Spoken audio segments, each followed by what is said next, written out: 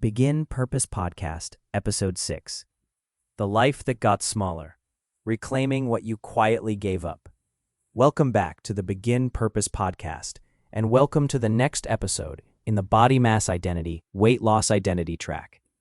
In our last episode, we talked about shame and guilt, two words people use interchangeably that could not be more different. Guilt points at a behavior and carries a verb. Shame points at your whole self and carries a verdict.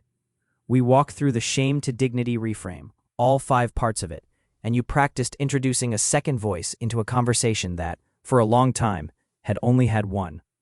Some of you wrote your first dignity-based truth yesterday. If you did, I want you to know that counts, and it counts more than you probably gave yourself credit for. Today, I want to continue that journey by following shame to the place where it does its quietest damage, not in your head, but in your calendar, your closet, your camera roll, your actual daily life. This episode is called The Life That Got Smaller, and it's about a pattern the Body Mass Identity framework calls quality of life restriction. I told you last time that shame doesn't just talk, it shrinks things. Today we're going to look at exactly what it shrinks, how it does it without you ever noticing, and how to pick one thing, just one, and take it back. Let me start with a question, and I want you to sit with it before you answer. Has anything in your life gotten smaller because of how you feel about your body? Not dramatically smaller, quietly smaller. A hobby you stepped back from, a type of clothing you stopped wearing, a kind of photo you stopped appearing in, a room you stopped entering, a hand you stopped raising. Most people, when they first hear that question, think of one or two things right away. And most people have no idea how deep the list actually goes. Because quality of life restriction doesn't announce itself. It doesn't arrive as one big decision, I hereby give up swimming. It arrives as 1,000 small ones, each so minor it's forgettable on its own.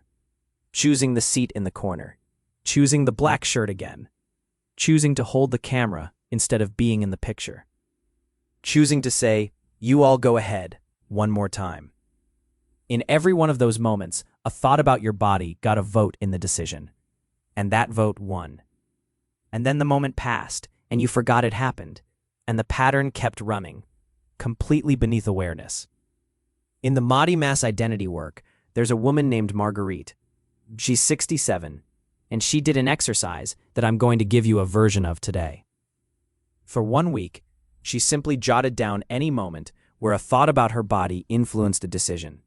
Not just big decisions, small ones too. At the end of the week, she had 11 entries. 11 in 7 days. Didn't go in the pool with my grandkids. Took the stairs instead of the elevator so no one would see me out of breath. Didn't raise my hand, even though I knew the answer.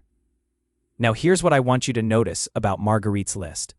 Not one item on it is dramatic. There's no single moment you could point to and say, there, that's where the life got smaller. And that's exactly the point. None of these moments, alone, seemed like much.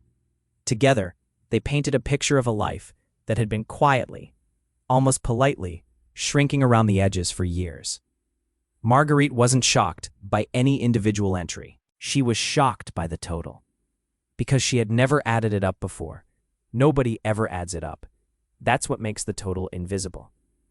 And I want to connect this to what we learned last episode, because these two things, shame load and quality of life restriction, feed each other in a loop. And seeing the loop clearly is often the first step toward interrupting it. Here's how the loop runs. When shame is heavy, avoidance feels like the only bearable option. Skip the pool, skip the photo, skip the meeting. That's shame producing restriction. But then the restriction turns around and feeds the shame. Because every avoided activity becomes one more piece of evidence in the shame narrative's eyes, that something is wrong with you, that hiding is necessary, that the avoidance was justified. See, you didn't go. There must have been a good reason. The loop tightens. Shame drives avoidance. Avoidance confirms shame. And around it goes, quietly, for years, each cycle making the life a little smaller. But here's the good news. And I need you to hear this part just as clearly. Loops can run in the other direction. A single small act of not avoiding, going to the pool once, despite the discomfort, doesn't instantly dissolve years of shame. Nobody's claiming it does.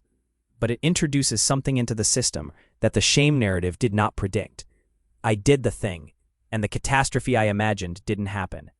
That's evidence.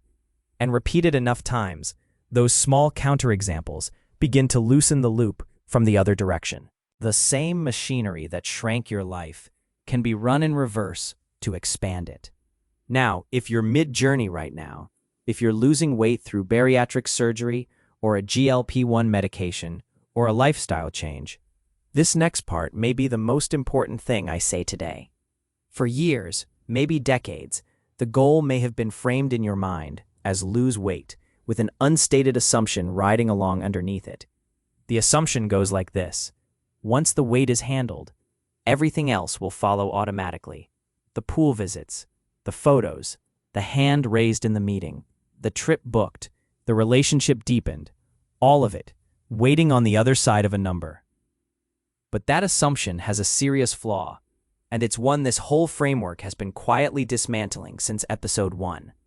The weight was never actually what was standing between you and the pool, the photo, the meeting, the trip. The story was, the shame was, the pattern of letting body-related thoughts cast votes in your decisions. That's what was standing there. Which is why so many people lose significant weight and discover to their confusion and sometimes their despair that the life didn't automatically get bigger. The body changed. The votes kept getting cast. The restriction pattern doesn't read the scale. It doesn't know the number moved. And this means something remarkable, something genuinely hopeful. Many of the things you gave up don't require the body to change first. They never did. They require the restriction to loosen. And the restriction can begin to loosen through small acts that interrupt the shame avoidance loop directly. Today, this week, regardless of where things stand with your weight, your size, or any other physical measure, you do not have to wait for a goal weight to start getting your life back. Your life is not on the other side of a number. Parts of it are available right now and have been the whole time. Let me tell you what happened when Marguerite tested that. After her 11-item week, she chose to focus on just one item from her list: the pool. Not because it was the easiest, it wasn't particularly. She chose it because of everything on her list. It was the one she found herself thinking about most, the one that carried the most weight, in the emotional sense, relative to its size. Her grandkids were in that pool. That's what it was really about. And notice how she framed the step. Not, I'm going to stop letting my body image control my life. That's a wonderful sentiment, but it's not something a person can actually do. It's too large, too abstract, too far from anything concrete. Her step was this: I'm going to go in the pool with my grandkids the next time we visit, even just to sit on the steps for a few minutes. Specific, bounded, achievable, and connected to something she actually cared about: time with her grandkids, not an abstract principle about body image. That's the smallest possible step, applied not to a daily habit this time, but to a piece of a life. So she did it. She sat on the pool steps, in the water, while her grandkids splashed around her. And it did not go the way her anticipatory anxiety had predicted. No one stared, no one commented. Her grandkids were thrilled she was there at all, and didn't seem to register her body in any of the ways she'd imagined they might. The spotlight she'd been dreading wasn't there. What Marguerite described afterward wasn't triumph exactly. It was something quieter, and I think it's one of the most honest sentences in this entire body of work. She said, I just kept thinking the whole time, this was always available.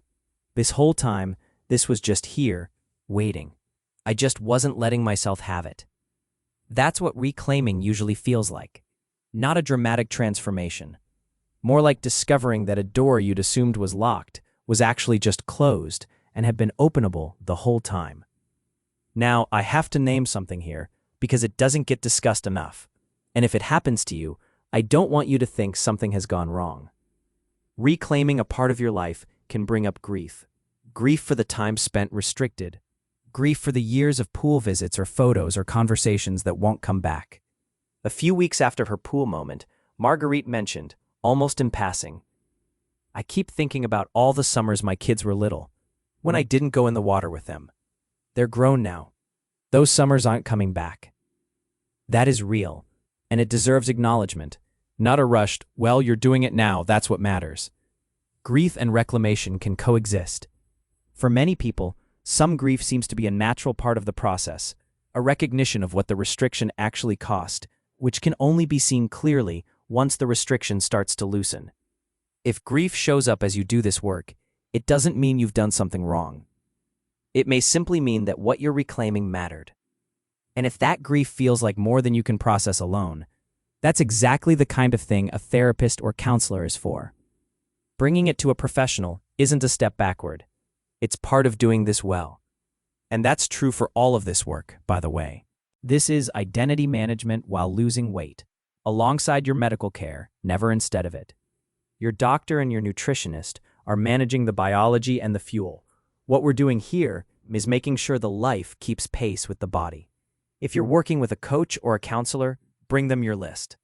Telling someone, here are the places my life got smaller, and here's the one I want back first, gives them something no lab result can, a picture of what you're actually fighting for.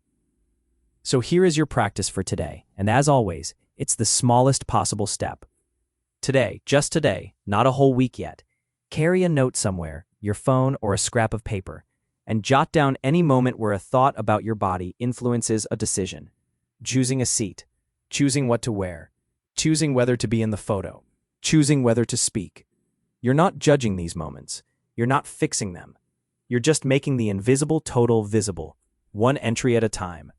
And then tonight, look at what you wrote and ask yourself one gentle question.